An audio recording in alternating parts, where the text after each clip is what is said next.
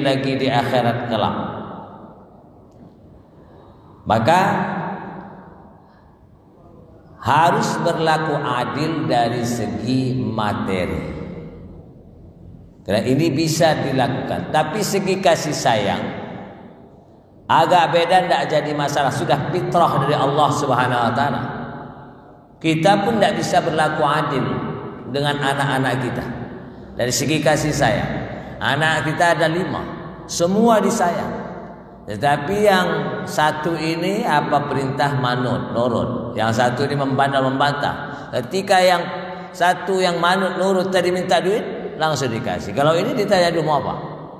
Semua sayang. Tetapi perlakuan kasih sayang fitrah dari Allah Subhanahu wa taala tidak bisa sama. Semua sama rata sayang, tapi pasti ada ketimpangan. Anak yang nurut, yang taat, apa kemauannya langsung kita penuhi. Kalau yang bandel mungkin main, tanya dulu, mungkin marah dulu, minta duit. Tapi kalau papa suruh nggak mau. Padahal hati kita sayang semua. Tapi segi materi, maka hadirin Allah betul-betul harus dipelajari. Yang lebih repot lagi kalau pembagian daripada misalnya makanan tertentu. Kata guru saya, kalau memberikan mereka semangka, kalau baju boleh lah. Baju ini, gaun ini harganya 1 juta, ini 1 juta. Sepatunya mungkin 1 juta, ini 1 juta juga. Ya, ini diberikan kalung 5 gram, ini 5 gram bisa. Tetapi ketika makanan, kata guru saya harus lebih teliti. Karena di situ ada kezaliman. Misal memberikan semangka, tidak bisa ini semangka 1 kilo, ini semangka juga 1 kilo. Kenapa? Bisa saja semangka ini merah, ini kurang merah, ini manis, ini agak manis. Sudah tidak adil. Bagaimana caranya?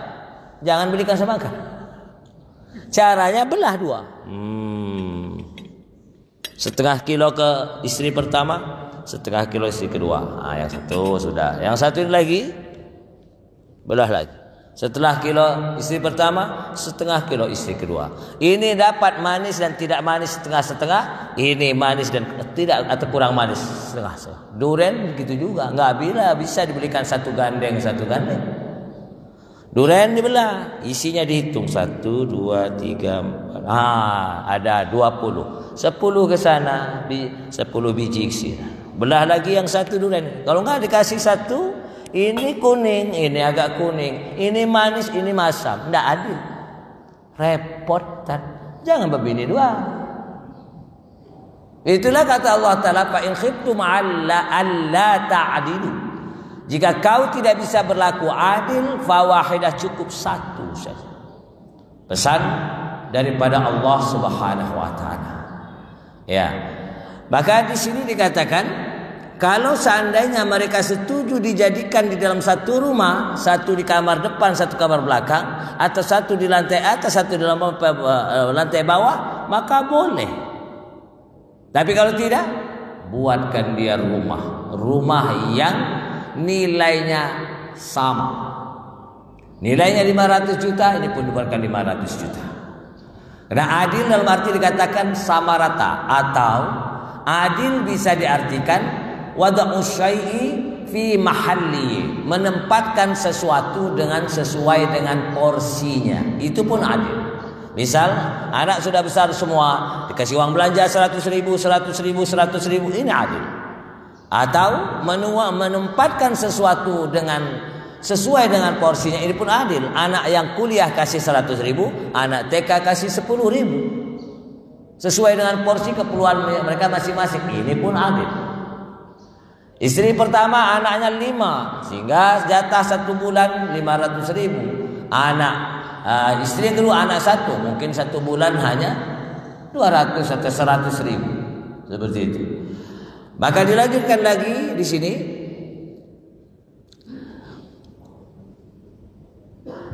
Walau ayyamna'aha minal khuruj min manzilihi.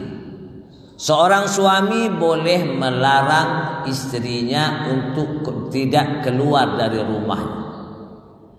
Namun fa in mata laha qaribun ustuhiba ayya'zana laha fil khuruj. namun seandainya ada kerabatnya yang meninggal dunia, maka disunnahkan bagi suami untuk memberikan izin baginya untuk takziah. Namun hadirin rahimahullah, ada beberapa hal yang seandainya dia tidak izin dengan suami ya boleh. Suami mengatakan kepada istrinya yang 2 atau 4-4-nya, jangan sekali-kali keluar rumah. Namun hadirin, makanan tidak ada, maka dia keluar rumah hanya sekedar dekat untuk membeli makanan, untuk hanya sekedar berjualan di depan rumah, membantu ekonomi, keperluan dapur yang merupakan kewajiban suami, boleh. Atau dia ada permasalahan dari segi agama, suami mengatakan jangan keluar rumah. Misal ada masalah tentang haid dan nifas, maka dia bertanya kepada suaminya, bagaimana permasalahan ini, setiap hari ada plek ini, apakah termasuk haid atau istihadah? Kata suami, bukan urusan saya. Maka hadirin, dia keluar tanpa izin ikut ibu-ibu pengajian di doa, tidak apa-apa, tapi dengan catatan dekat dengan rumahnya dan tidak aman, tidak menimbulkan fitnah. Aman dan tidak menimbulkan fitnah, maka tanpa izin tidak apa-apa. Lalu hadirin, laisa lahu ayyabtadi al-mabit inda ihdahunna illa bil qur'ah. Kalau seandainya mau bermalam pun bermula dengan di mana nih, maka harus diundi dulu. Bermalam di mana dahulu, masukkan ke botol atau kaleng, ditumpang nama, misalnya si tertua barusan. Lalu dibaginya nanti waktu bermalam itu harus sama. Kalau sehari di tempat tua, sehari tempat muda. 2 hari di sana, harus 2 hari pula di sini. 3 hari di sana, 3 hari di sini. Kalau tidak, berarti menzaliminya. Maka hadirin Allah yang ada di masyarakat, lamanya di tempat yang muda. Nah, masih muda. Sementara yang tua sudah peon, sudah tuek. Tidak ditengok-tengok. Tengok sebulan sekali marah pula. Ini banyak berlaku. Maka kalau ini terjadi, maka kezaliman. Maaf, bukan niat untuk menyindir, meluruskan. Kalau itu cepat berbenah. Kalau tidak, mulai nanti saat sakratil maut sudah susah. Ya, sangat susah. Apalagi Nabi SAW sudah menerangkan dalam hadis Tirmizi, salah satu yang nampak di padang mahsyar nanti, orang-orang yang punya istri lebih dari 1, dia tidak berlaku adil. Manusia berjalan dengan tegak pada mahsyar, dia miring, jalannya pun miring. Ini satu isyarat, tanda-tanda bahwa dia punya bini tidak adil. Kata Nabi Adam itu, orang itu tidak bisa tegak, miring, punya bini tidak bisa berlaku adil. Bertemu Nabi Muhammad SAW lebih malu lagi. Orang tegak kok dia miring, menegakkan nggak bisa. Ini tanda-tanda pertama kata Nabi Muhammad SAW, orang yang punya istri lebih daripada 2, namun lebih dari 1, 2, 3 atau 4, namun tidak bisa berlaku adil. Maka kalau pembagian yang dihitung malam, ya, 3 malam di sana, 3 malam di sini, 5 malam di sana, 5 malam di sini. Kecuali kalau pekerjaannya dia malam, dia security. Maka dikatakan di sini, kalau dia security, kal haris wa imadu qasmihi bin nahar, maka 3 siang di sana, 3 siang di sini, 3 siang di sana, 3 siang di sini. Tadi kan malam, dan malam dia bekerja, maka siang dia. Maka hadirin, dilanjutkan lagi, wala yajibu alaihi watu lakin tundabu taswiyah. Diupayakan bermalam itu di rumah istri harus sama, 3 hari 3 hari, tetapi tidak wajib harus berjima. Namun disunahkan. Namun dalam jima tidak mesti harus sama rata. Misalnya 3 malam, yang tertua jimanya sekali. Ketika giliran kedua, 3 malam itu 5 kali malam ini, 5 kali malam kedua, 5, tidak apa-apa. Itu beda. Maka dikasih tahu, bisa saja dengan yang tua hanya sekali sudah tua. Yang ini masih kencang, harus sekali, tidak bisa, mau 5 kali. Tapi malamnya tetap 3 malam. Pengecualian. Bagi yang baru menikah dengan perawan, misal dia sudah punya istri, lalu menikah dengan gadis perawan. Fa in kanat bikran aqamaha indaha sab'an. Sudah punya istri pertama, nikah dengan gadis perawan, maka malam pertamanya boleh 7 hari. Setelah itu 3 hari lagi, 3 hari lagi, 4 hari lagi, 4 hari lagi. Tetapi kalau menikah dengan fa in kanat saiban fa huwa bil khiyar baina ayyukassima indahu sab'an wa yaqdir.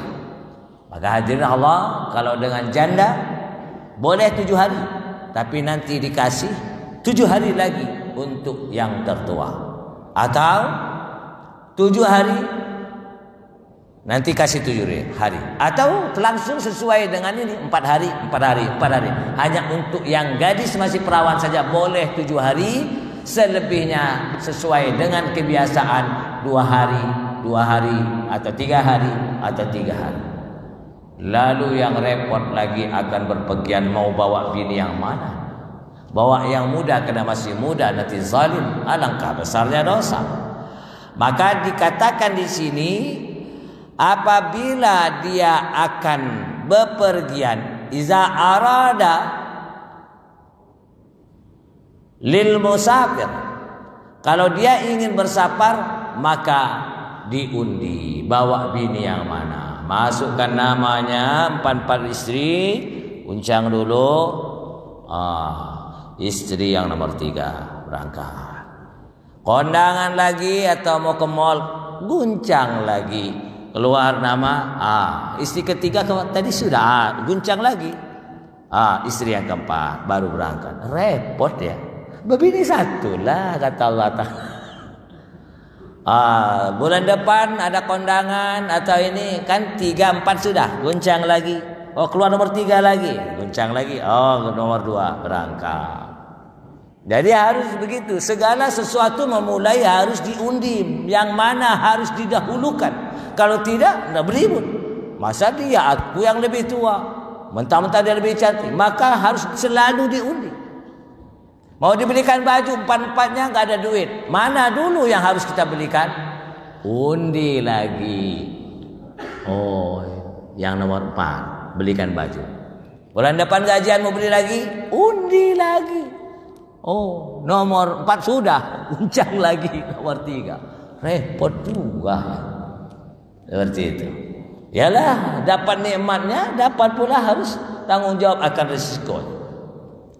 Dilanjutkan lagi, ini perlu disampaikan. Minimal kita bisa memberikan nasihat kepada paman atau orang tua kita dengan baik, ya. Jangan sampai sakaratil mautnya susah. Dan hadirin Allah, ingin menikah lagi lebih dari 1 tidak mesti izin dengan istri, sah nikah. Tapi mengapa pemerintah membuat aturan harus ada surat izin tertulis? Tidak menyalahi, supaya tidak terjadi keributan.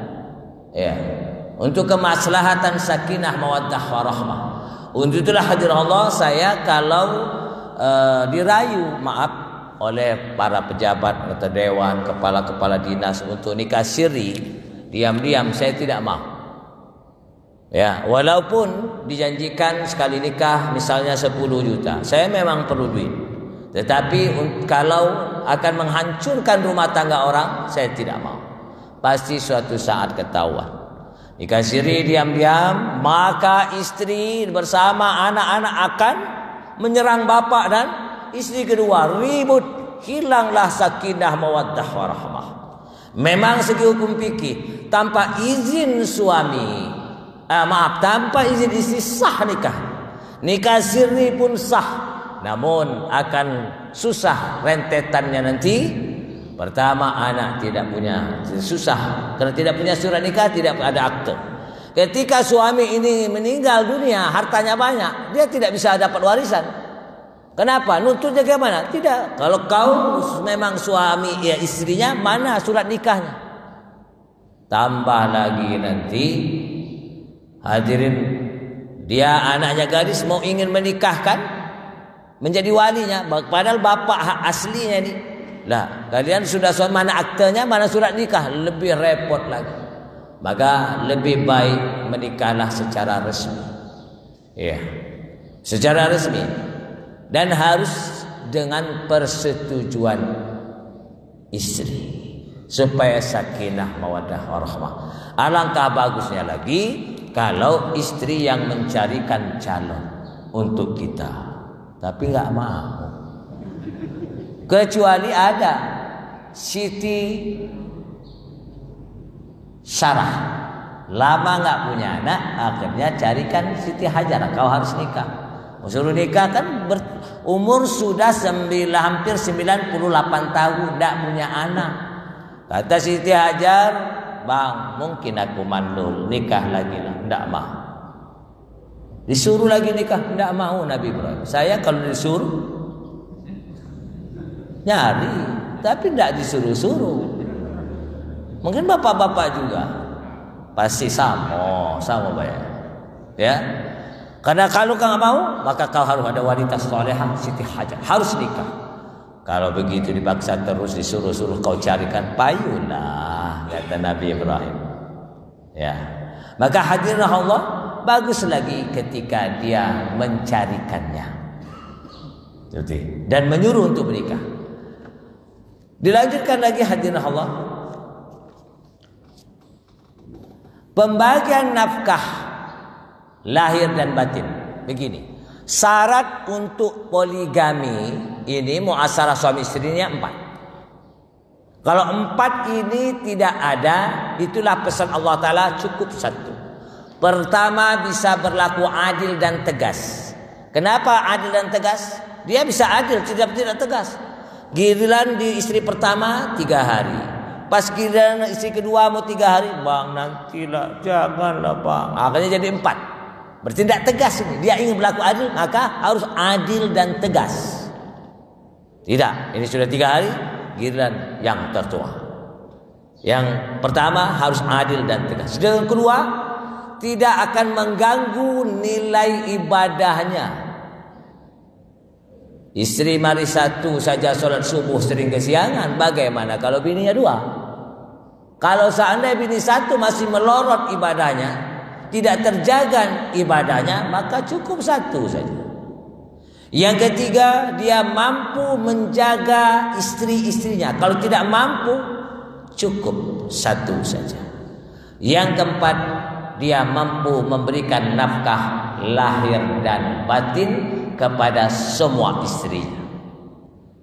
Dan hadirin, tidak ada ketimpangan dan kebohongan. Mengapa saya salah satu orang yang tidak mau kalau dirayu walaupun bayarannya mahal untuk nikah siri? Pasti hari-hari si suami akan berbohong. Kan gak ketahuan istri yang kedua.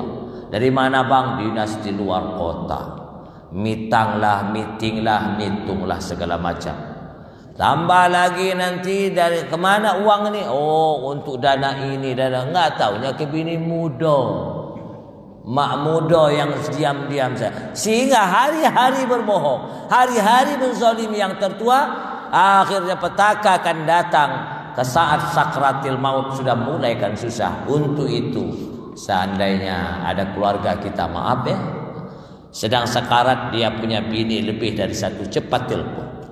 Minta dengan kerendahan hati supaya terutama yang tertua memaafkan atas kekhilafan kesalahan. Jelas tidak adil. Yang kedua, banyak berbohong. Nafkah pun tidak terbuka dalam penghasilan atau pemasukan, selalu untuk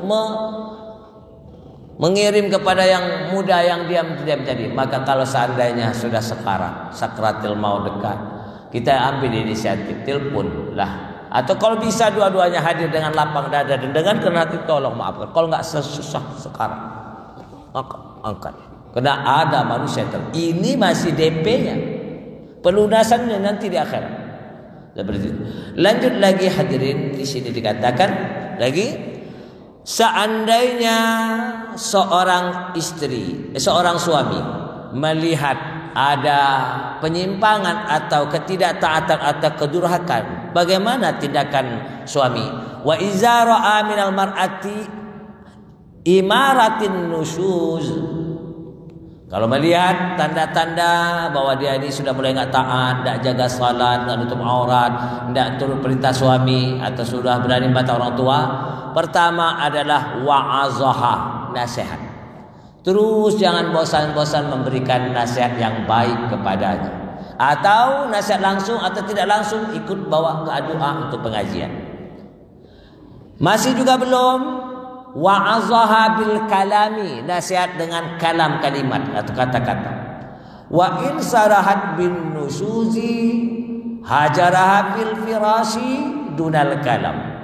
Masih juga nasihat tidak mempan, masih mengakhir-akhirkan sholatnya, subuhnya bangunnya jam 8, gak ngurus kopi suami, orang tua datang tidak dilayani, cemberut saja. Ada kedurhakaan atau ketidaktaatan, maka langkah yang kedua, pisah tempat tidur. Tetapi masih satu atap. Biarkan dia di rumah, di kamar, kita tidur di ruang tamu atau di dapur. Jangan sudah punya masalah dan tidak mampu, akhirnya pindahlah tidur suami ke hotel. Banyak awewek genderuwo di sana. Tetap satu atap saja. Ternyata 3 hari, tapi masih tetap ngomong, mah buatin kopi, hanya tidak tidur satu kamar saja.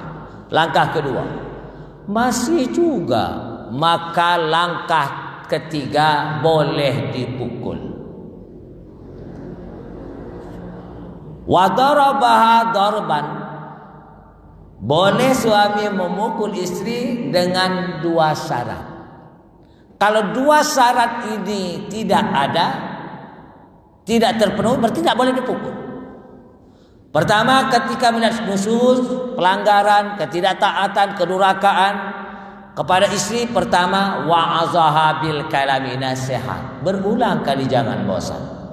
Masih juga tidak mempan, tidak berubah, pisah tempat tidur tapi masih dalam satu atap, masih di rumah itulah. Masih juga tidak, maka wa darabaha darban ghairu mubarrahin, boleh memukul istri tanpa mubarrah. Mubarrah ini ditafsirkan ay la yaksirul azma wa la yajrahul lahma. 2 syarat. Tidak melepuh kulitnya, tidak berbekas di kulitnya, dan tidak patah tulang. Kalau dicubit ada bekasnya, ditempelin ada bekasnya. Tidak boleh berbekas di kulitnya, apalagi yang kedua patah tulangnya. Bagaimana cara mukulnya? Ada yang tahu? Boleh dipukul tapi tidak berbekas di kulit, apalagi patah tulang. Ada yang mengartikannya kalau mukul istri itu ketiak tidak boleh terangkat. Enggak salah. Tapi kalau begini akan kuat begini, akan kuat begini, akan kuat. Jadi ini enggak boleh terangkat. Ada yang menafsirkan tapa mubarrah tadi, ketiak ini enggak terangkat, boleh pukul. Enggak pakai jilbab ya. Salat di akhirkah? Begitu ada mengartikan. Yang intinya tidak boleh dipukul sebetulnya. Kan boleh dipukul dengan 2 syarat, tidak melepuh, tidak berbekas di kulit, dicubit berbekas, ditempelin ada bekas merahnya atau birunya. Apalagi patah tulangnya tidak boleh, kulit aja berbekas tidak boleh. Atau walaupun ada mengartikan boleh pukul dengan itu tadi. Intinya tidak boleh dipukul. Ini amanah Allah.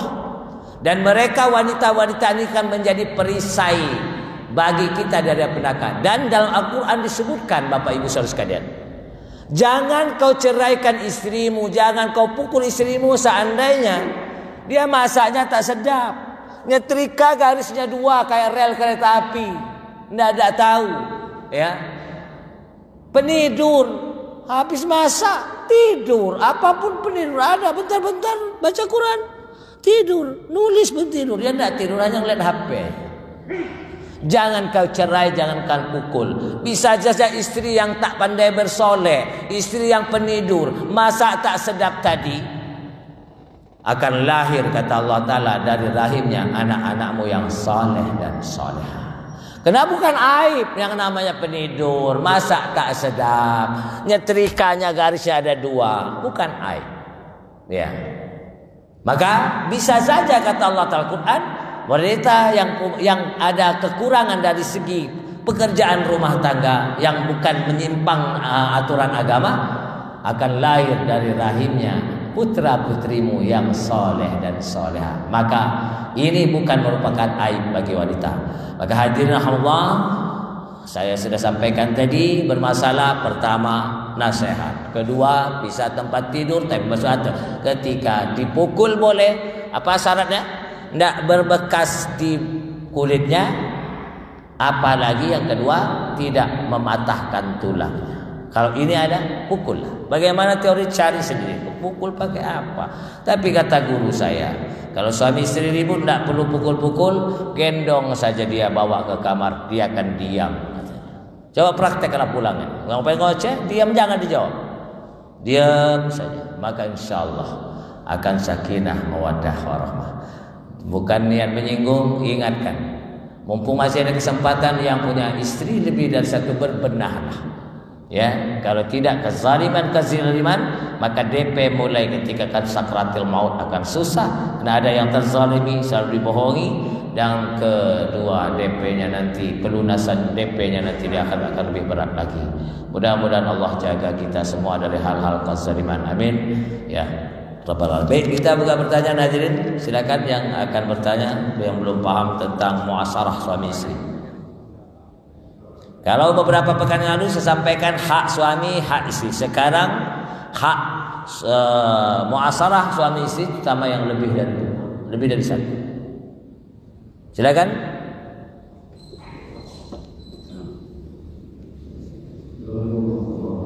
Waalaikumsalam warahmatullahi.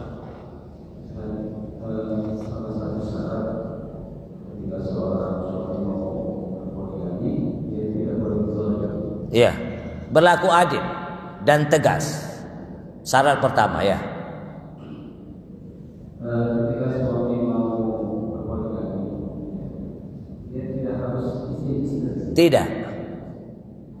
Tidak mengizinkan, bukankah sudah? Tidak.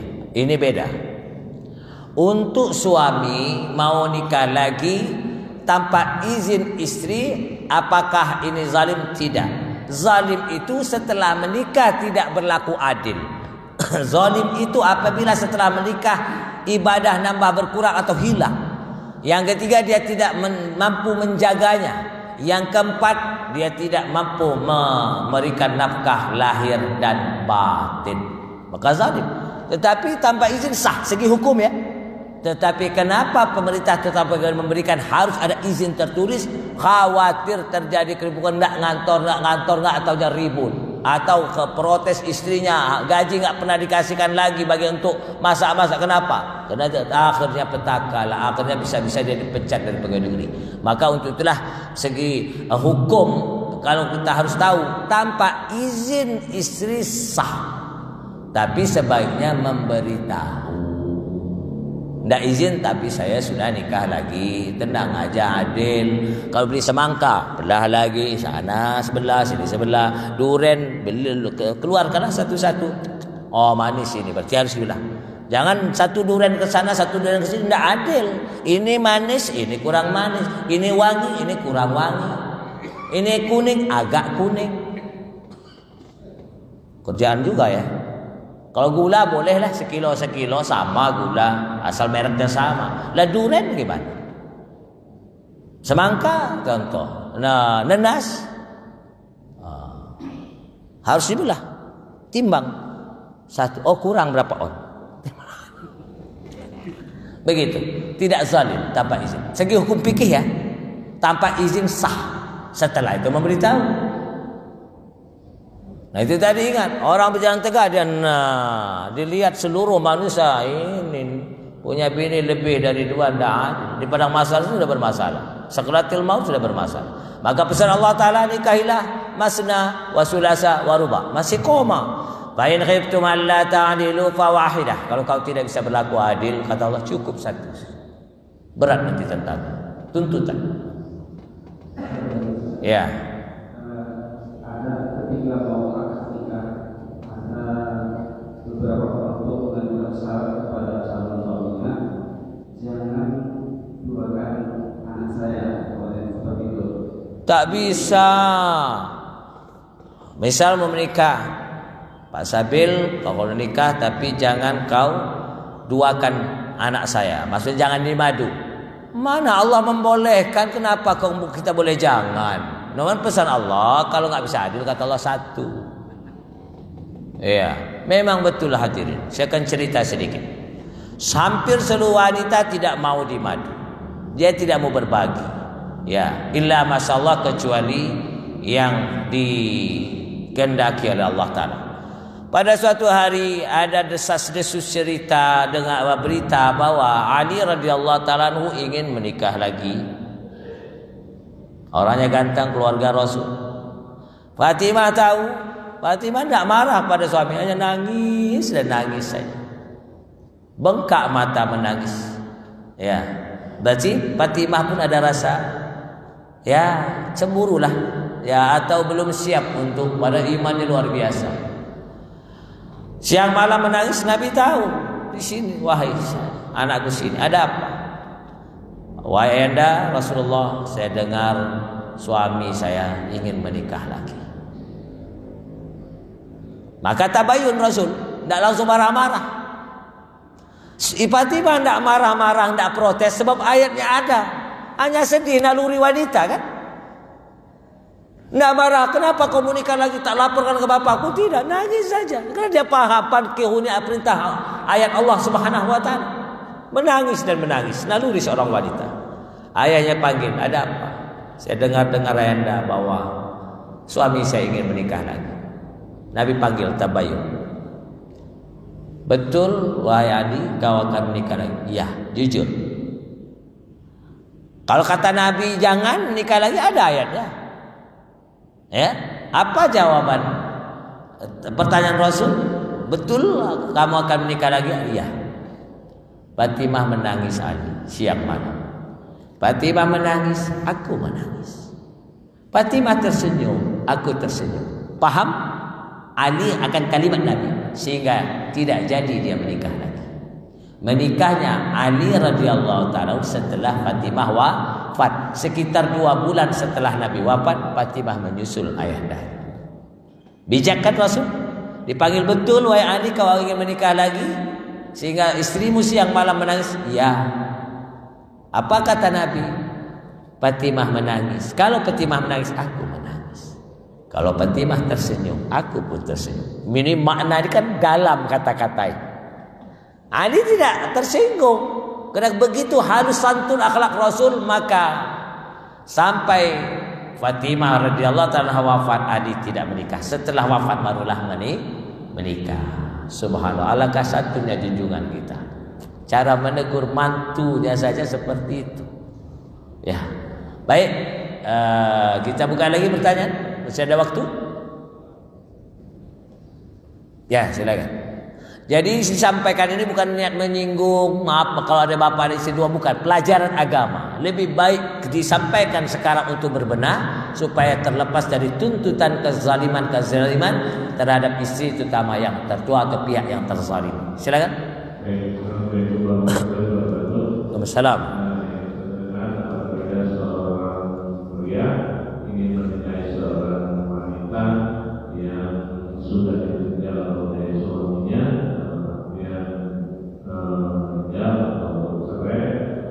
Itu berapa nasihatnya? Yang pertama, kemudian bagaimana saat misalnya si istrinya atau yang mereka itu sedang hamil, apakah menunggu sampai kehamilan atau bagaimana? Ya. Apa persen tadi? Berapa persen apanya? Masa iddah setelah si wanita tersebut. Iya. suami meninggal atau dia dicerai, maka masa iddahnya salah satu quru 3 kali suci. Ada yang mengartikan 3 kali haid. Kalau sudah 3 kali suci atau 3 kali haid, berarti di perut ini tidak ada janin lagi. Ya, supaya tidak rusak daripada nasab, mau bin atau bintinya kemana. Tetapi kalau dia hamil adalah hingga lahir bayinya baru boleh dilamar dan melewati masa iddah. Seperti itu. Kalau ada bayi, jangan nikah dulu, biarkan dahulu dia lahir bayi ini, melewati masa iddah, baru boleh dilamar untuk dinikahi. Seperti itu.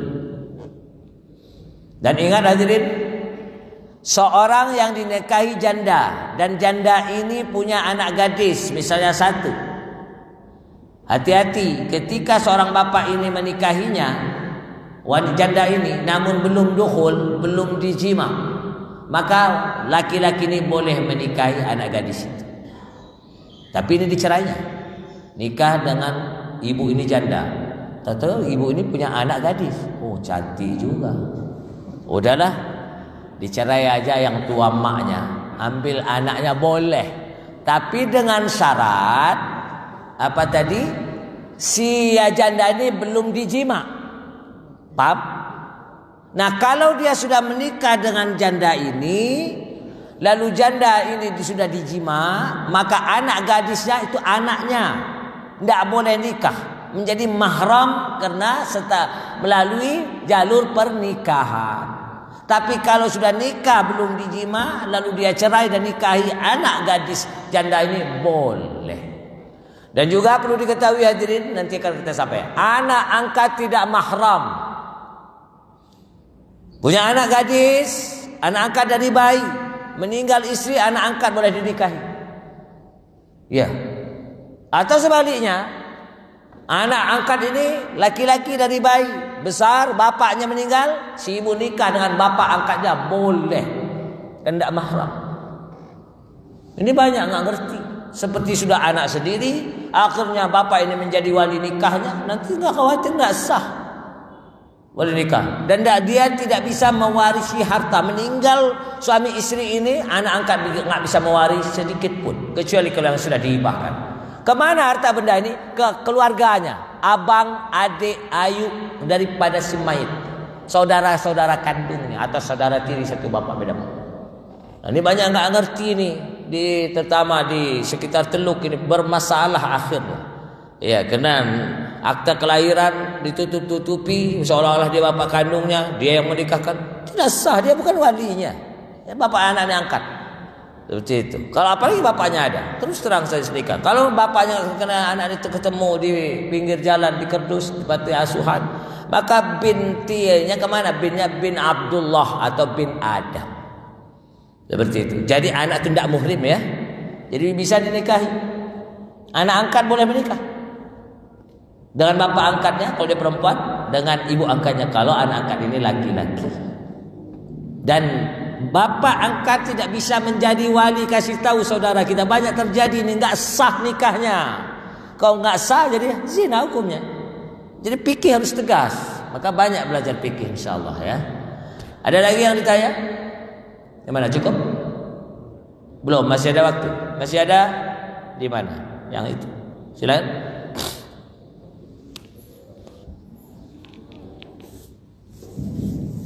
Waalaikumsalam.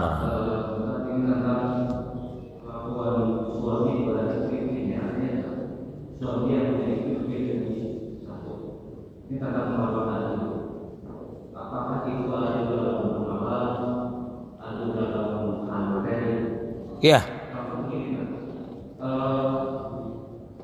Kepada istri pertama itu katakanlah 4 kali. Dengan istri yang kedua 3 kali. Apa yang 3 kali? Haha. Bermalam dari pertama 3 hari, bermalam dari kedua itu 3 hari tidak sama. Tetapi itu sudah disepakati dengan mereka yang berlaku itu. Apa itu maksud perbuatan? Iya, bagus pertanyaan.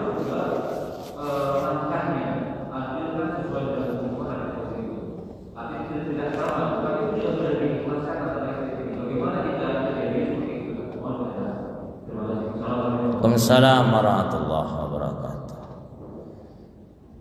Wa man wahabat haqqaha minal qasmi li ba'din darairiha bi ridaz zauji jaza. Ini ada keterangan. Jadi hadirin, ini harusnya 3 malam 3 malam, itu 3 hari 3 hari. Namun kata yang tertua, sudah tak apa-apa, kau 4 hari di sana, di sini 3 hari. Suami setuju, istri yang tertua ridho, tidak apa-apa. Ya. Tapi kalau materi harus sama. Untuk bermalam boleh. Pernah terjadi hadirin. Ini Hafsah istri Nabi dengar-dengar bahwa Nabi ingin menceraikannya. Namun Hafsah pintar, luar biasa. Kata istri Nabi ini, Hafsah, ya Rasul, jangan ceraikan saya. Karena dia paham kalau dicerai tidak menjadi istri Nabi. Kalau dia tetap istri Nabi, di akhirat pun akan istri Nabi. Tidak apa-apa Rasul, jangan dicerai saya, tapi jatah saya kukasihkan ke Aisyah. Harusnya misalnya 3 hari 3 hari, berarti punya Aisyah menjadi mendapat 6 hari. Tak apa-apa Rasul, ini pintarnya. Siapa yang tidak bangga di sini istri Nabi, di surga istri Nabi. Kalau diceraikan nggak bisa lagi. Itu. Tidak apa-apa Rasul, jangan cerai saya, tapi jatah saya aku berikan kepada Aisyah. Dan suami mengizinkannya, istri ini Hafsahnya ridho, tidak apa-apa. Itu tidak termasuk zalim namanya. Ya, mungkin yang tua ini sudah tua sekali, maka dikatakan tidak apa-apalah, di sana 4 hari, di sini 3 hari. Disetujui oleh suami dan istri ridho, maka tidak termasuk kezaliman. Sudah ada di sini. Kalau dia menghibahkan jatah dia kepada yang lain dengan suaminya ridho menerimanya, maka boleh. Jaza artinya dibolehkan. Begitu kalau kasus seperti itu. Silakan. Masih ada waktu? Ya. Waalaikumsalam. Saya kadang-kadang membaca manusia itu laki-laki yang menikah lagi langsung adalah Rasul. Tapi nyatanya setelah dia menikah lagi, sekali tidak adil gitu ya. Karena untuk adil itu sangat relatif dan juga sangat sulit. Orang mengatakan kami itu nikah menjadi satu, tapi dia adil. Dan juga menikahnya tidak dengan yang muda-muda. Kebanyakan orang sekarang saya perhatikan alasannya sudah Rasul, dia nikah lagi yang lebih muda dan lebih itu yang muda daripada yang tua. Yang tua tidak lagi seperti apa baru. Ya. Yang kedua, bagaimana apabila seorang perempuan yang ketika meninggal suaminya, kemudian dia menikah lagi, apakah nanti di akhirat dia masih bertemu lagi? Atau sebaliknya, dia menikah lagi dengan perempuan lain, dari istri yang meninggal, siapa yang bertemu dengan suaminya? Ya. Baik, bagus pertanyaan. Yang pertama ini kan mau berlaku adil. Yang laki-laki bilang sunnah Rasul. Hadirin rahimakumullah, poligami itu mubah. Ada yang mengatakan sunnah, ada yang menguatkan mubah, boleh-boleh saja. Kalau betul-betul ngikut sunnah Rasul, ingat Nabi istrinya lebih dari 1 kapan? Setelah istri pertama wafat. Waktu menikah dengan yang tertua Khadijah, Nabi tidak menikah dengan siapapun juga. Hanya 1 itulah. Berarti kalau kita mau ngikut betul, ya nunggu istri kita mati dulu, baru silakan nikah. Kalau nggak kita yang mati duluan. Itu betul-betul sunnah Rasul. Ya. Lalu kalau mau menikah dengan Nabi kan tua semua, sudah tua miskin, yang gadis hanya 1, itu pun tidak punya keturunan, ya. Aisyah radhiyallahu ta'ala, wanita yang pintar luar biasa. Selebihnya ada janda, banyak anak dan miskin. Apa? Untuk menyebarkan agama. Misalnya nikah dengan suku Padang masuk Islam, nikah Jawa untuk syiar, bukan nafsu. Tetapi kalau kita Suruh nikah, ini ada janda 40 tahun, ini gadis 19 tahun. Saya pilih yang 19 tahun. Kalau bapak-bapak pilih yang mana? Yang janda? Jujur aja. Iya. Maka hadirin Allah, kalau mengikuti sunnah Nabi SAW menikah lagi setelah Khadijah wafat. Luar biasa kesetiaan Rasulullah SAW. Untuk itulah jangan sampai menisbahkan sunnah Nabi. Segi nikah, tapi segi yang lain tidak diikuti sunnahnya. Nafsu namanya itu. Maka mubah. Hukum poligami itu mubah. Kalau mengikuti sunnah Nabi betul. Nabi tidak menikah kecuali setelah istri yang pertama wafat. Kalau kita ikuti, nunggu istri kita mati dulu. Tapi jangan diracun. Baca nikah. Lanjut lagi pertanyaan yang kedua tentang apa tadi? Istri meninggal bagaimana saja? Kalau istrinya meninggal, pisah mati, nanti tetap akan menjadi istri. Walaupun istrinya 10 menikah lagi meninggal, maka 10 istrinya tetap akan menjadi istri daripada suami tersebut, kecuali pisah di dunia bercerai, putus sudah, bukan suami istri. Kalau bercerai, maka di dunia bukan suami istri lagi, di akhirat pun bukan suami istri lagi. Kalau dia berpisah mati, maka akan tetap sebagai suaminya. Dengan catatan wanita janda tersebut tidak menikah lagi. Kalau wanita janda ini menikah lagi, maka dengan suami itulah. Tidak mungkin istri satu suaminya dua.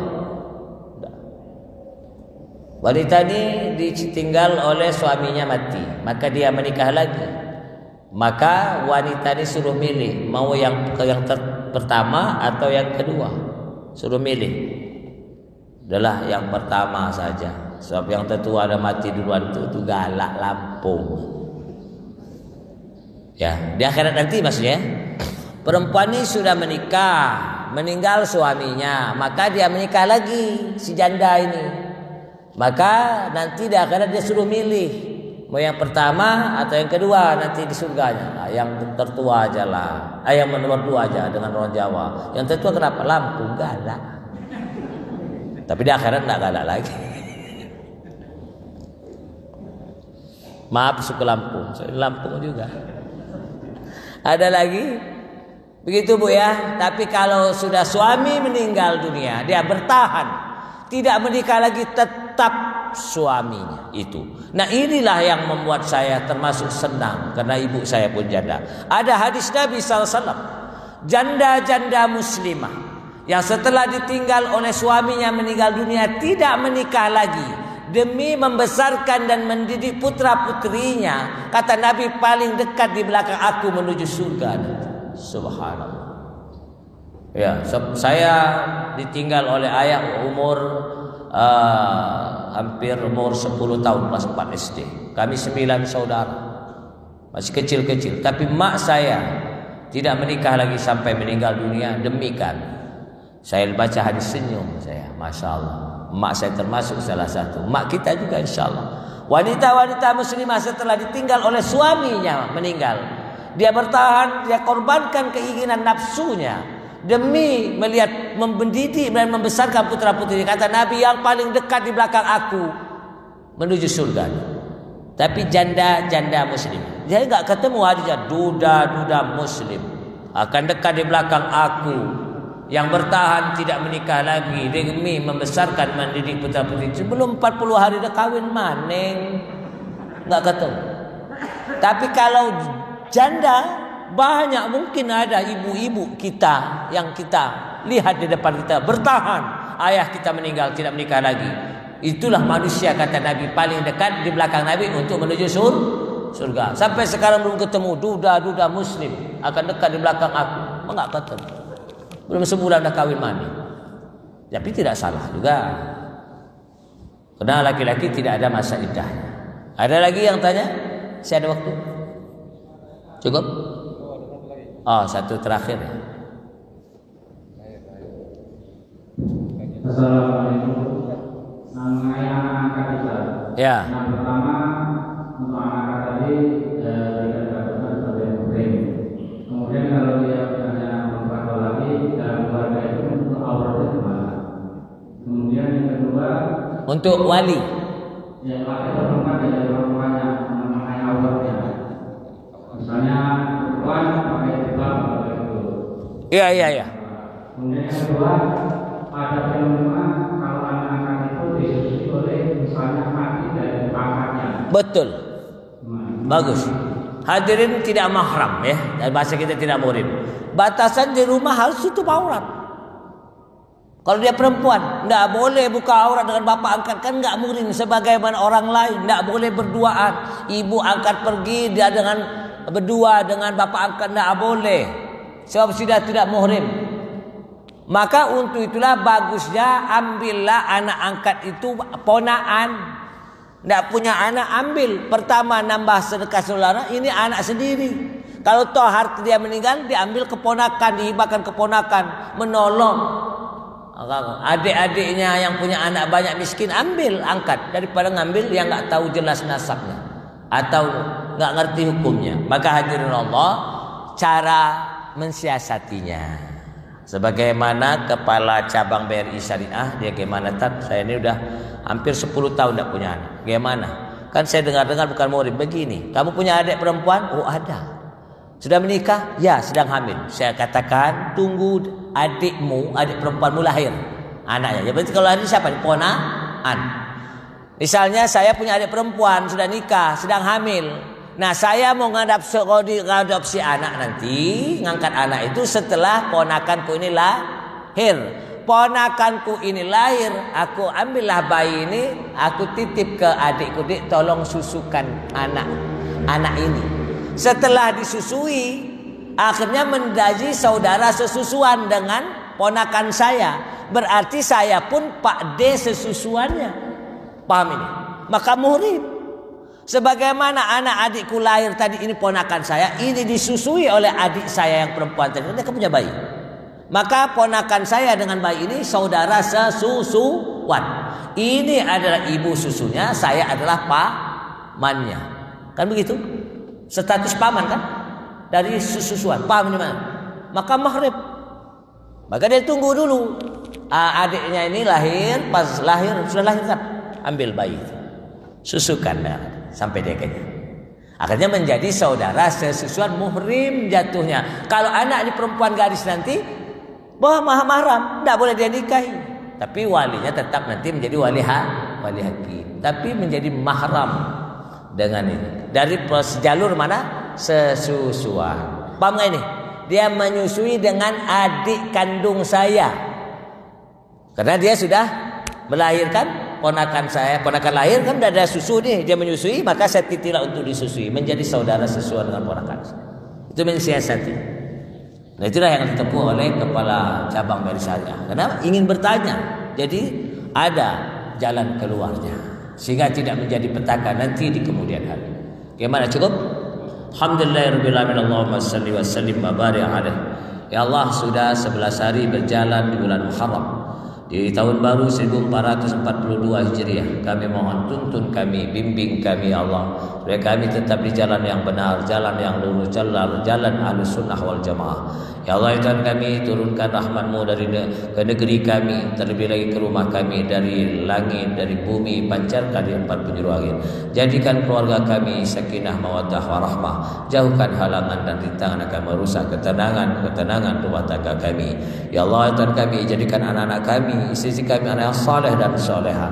Lindungi jiwa raga di Makkah, dimanapun mereka berada.